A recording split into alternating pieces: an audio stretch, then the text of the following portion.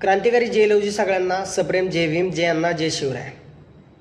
नांदेडच्या प्रकरणावरून मला महामानव डॉक्टर बाबासाहेब आंबेडकरांचं एक वाक्य आठवतं.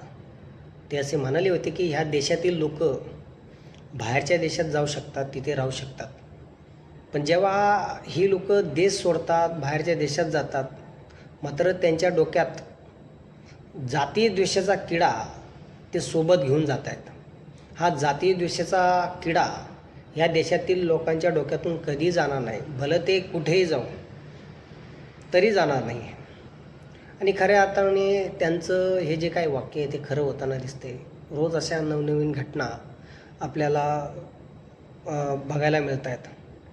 आणि मला एक सांगायचं आहे की अशा प्रकारच्या घटनाला जर खऱ्या अर्थाने ब्रेक लावायचा असेल, ह्या अशा घटना जर थांबवायच्या असेल, तर खरंच जे कोणी असं कृत्य करत आहेत त्या लोकांवरती कडक कारवाई होणे गरजेचं आहे. त्या लोकांना फाशी झाली पाहिजे. मी आता न्यूजवरती बघितलं की ह्या प्रकरणाला कसं एक वेगळं वळण देण्याचा प्रयत्न आहे, परंतु जे काही झालं ते जातीय द्वेषातूनच झालेलं आहे.